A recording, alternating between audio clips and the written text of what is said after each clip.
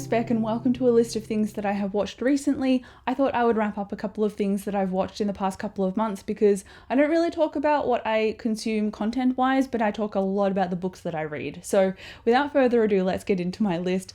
I'm going to talk about my favourite one first, and that is a series that was quite popular last year, and I only got into the bandwagon quite late for it, but it is Arcane on Netflix. Obsessed, absolutely obsessed. Arcane is a series that follows Violet and her younger sister, and they are kind of street urchins slash rebels. They live underground in this massive citadel. It's a sci-fi, fantasy, dystopia kind of work, and I loved those different genres intermingled together, and I loved all of the character development, and honestly, when it came to the animation and the emotion of the animation, it was just mind-blowing. There were so many incredible cinematic moments as well. I loved the combat. I've not watched or played the video game League of Legends, so I have no backstory and idea of that whatsoever. So if you've got no idea what League of Legends is or is even about, I am exactly the same as you, but I am obsessed with the show and I will 100% go back and rewatch it.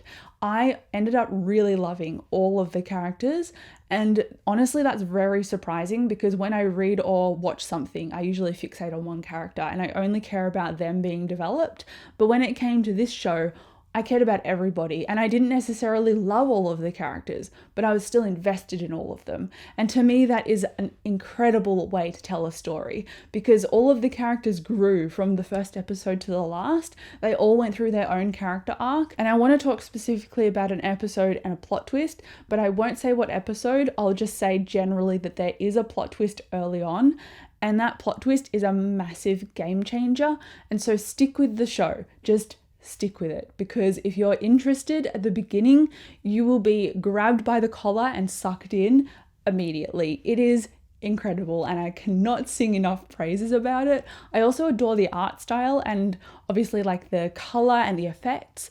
So cool. So I'm definitely going to rewatch that show. I've also been watching a few seasons of Peaky Blinders. I've kind of let it go now, but at the beginning I was really invested. This follows essentially a gang in the 1920s in Birmingham, and they are trying to set up their power. So they are running a bar or a club and they are rigging races so that they can get more money illegally. Pretty much all of their business is illegal and they want to try and make it legal. So they're taking steps to do that, but there is a lot of corrupt people in the police. There are other gangs and factions working against them. So it's really about this close-knit family trying to survive and excel in their community. I'm saying it in a very here is it in a PG rated way, but it's quite dark. It can get brutal, and it incorporated the mental trauma of soldiers in the war. It had really deep ties with family, and obviously it was violent and bloody and at times funny, but it only got funny more so in the second season. It's like they watched the first season and then realized, oh, we need to add a little bit of humor. So there was more humor in the second season. So I really enjoyed both seasons. I think I even watched some of season 3. I'm not really sure where it dropped off. I could tell you, but it'll spoil you, and I don't want to spoil anything. So I liked it, but it's just a very slow burning show. And if I'm watching a show, I want to be immediately engaged, kind of like Arcane. But if I'm watching Peaky Blinders, I just fell out of rhythm with it.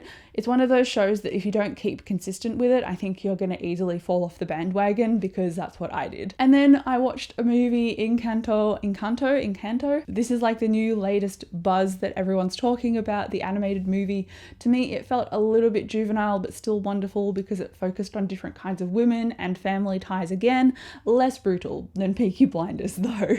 I really liked this movie as well. It's not one of my most favorite animated movies, but it's still one that I really enjoyed. So I don't know if I'd necessarily rewatch it, but I did like different aspects about it. And one of the songs has been stuck in my head and I'm not going to play it because I'll get demonetized. And then this next one made me read the books because I've been watching The Witcher, and season 2 was so good. I loved it way more than season 1 because I think if you take away the confusing timeline, go figure, your viewers will actually really like the content. The Witcher is about Geralt and Ciri, the lost princess of Sintra. There's also Jaskia, who is the traveling bard, and then there's Yennefer, who is the sorceress.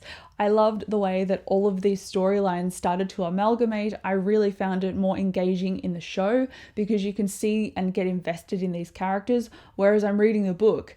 And at the moment in Time of Contempt, which is one I just finished, it had different political moves being done, but you didn't really care about them or connect to them because they weren't conveyed through characters. So making it go to a screen like on the Netflix adaptation made it more, I guess, accessible to a viewer, because I found it more engaging when I can get connected to a character and understand political advances or disadvantages from their perspective and how it will impact them. So I liked that about the show. I liked how there was more action in this show and there were even more monsters. It's just such a great show for such a fantasy nerd like me. Next, I watched an episode or an episode and a half of the new Jack Reacher, and honestly, I'm not really getting connected to it at all.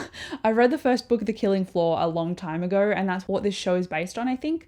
My partner just watches the show while he's doing his exercise bike training, so I don't really have any time allocated to watch it, and I don't make time to watch it, so it's not really a show that's emotionally grabbing me. And if I need to get into a show, I need to dive in through a character's lens, and that's not really happening. It's probably because when I read the book, I imagined a particular kind of character as Jack Reacher, the main guy, and Jack Reacher is an ex-army guy, and he comes to a small town based on what his brother requested of him, and when he gets there he finds out that his brother's been murdered. There's been a string of similar murders, and so Jack Reacher is kind of like a mercenary and standalone person who goes off and investigates this murder, but not in the way that a police officer would, in the way that a mercenary would, and he basically beats people down. So it's an interesting story to read about. It's an interesting premise, but the way that it was conveyed in the show, the main character was just like really big, and I get it.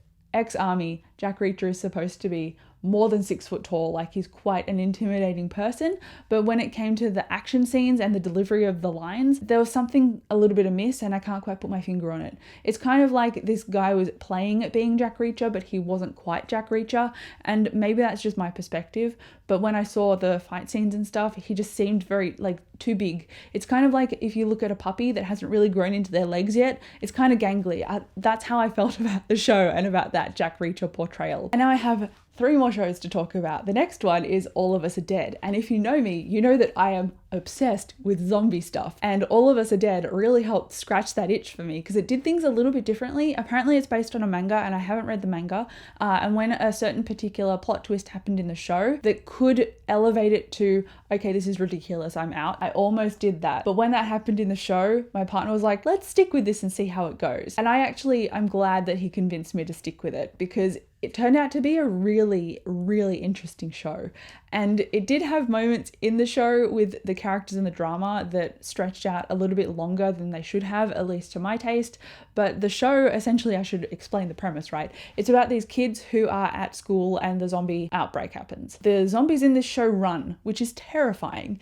And the kids in the show have to survive at this school, and they are in South Korea. So the show isn't obviously in English. You can watch it in an English dub, but that to me took a lot of the emotion and the acting away. So I watched it in the original with subtitles.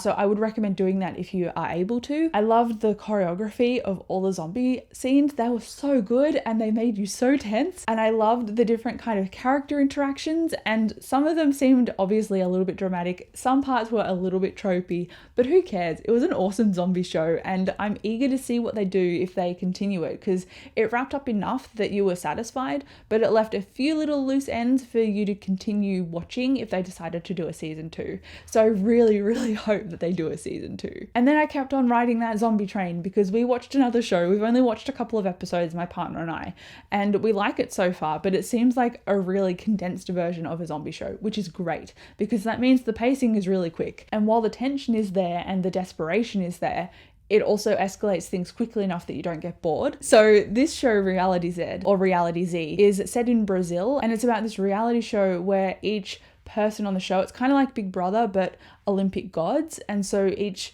person represents a different god. So they've got a massive fan base, it's a huge thing, but then the zombie apocalypse happens and that's all on the outside, right? So how do the people inside this house who are isolated from everything going on find out? One of the crew or one of the workers on the show escapes the zombies outside and gets into the show. Obviously it's not running anymore, but all of the people on the show think that she's playing a game with them and that they don't take her really seriously. So I love the way that that was increasing the tension of the show, and I like how all of the darkness and the weirdness of the characters in the show were conveyed.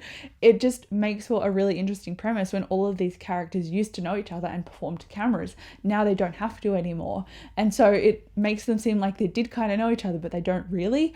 And I'm interested to see how that progresses when it comes to having to rely on each other to survive. I already have characters that I hate and I want to get bitten, and I already have characters that I'm interested in and want to continue. So it's an interesting show. It's great for a laugh, like any reality show, I guess.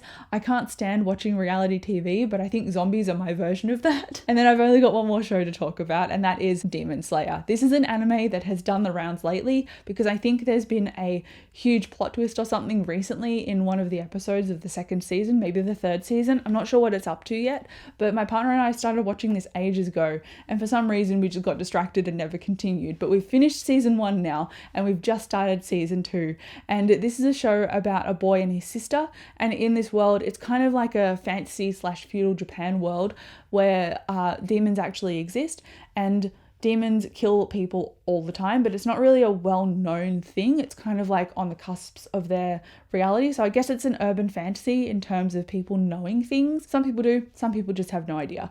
And so most people, because they have no idea, they completely freak out when they get attacked by demons, and they're not equipped to fight them at all. And so the main boy and his sister are the sole survivors of their family being murdered, and the sister gets turned somewhat into a demon, but is kind of halted in the process. And so it's about the boy trying to become the best demon slayer that he can in order to save his sister's life. He doesn't know how to do that, but he's trying his best, and she's kind of like his ally. And so I really love, again, like Arcane, how this is animated. It uses 2D and 3D, and just the effects are so good. It's probably the best visual anime I have ever seen. And I watched a lot of anime.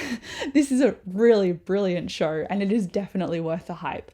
If you can get onto it, do, because anime is amazing. Demon Slayer is so good. I just like the main character as well. He's kind of wholesome and he's very driven, which is nice. But if you've seen any of these, if you don't want to watch any of these, or if you didn't enjoy any of these, let me know. I would love to discuss in the comments. If you want to put spoilers, please do, but make sure you definitely flag your comment with spoilers so that anyone reading the comments won't get spoiled accidentally. Anyway, thank you. That is it for this video. I'll come chat to you down below in the comments. Thank you so much for watching, and I'll see you in my next one.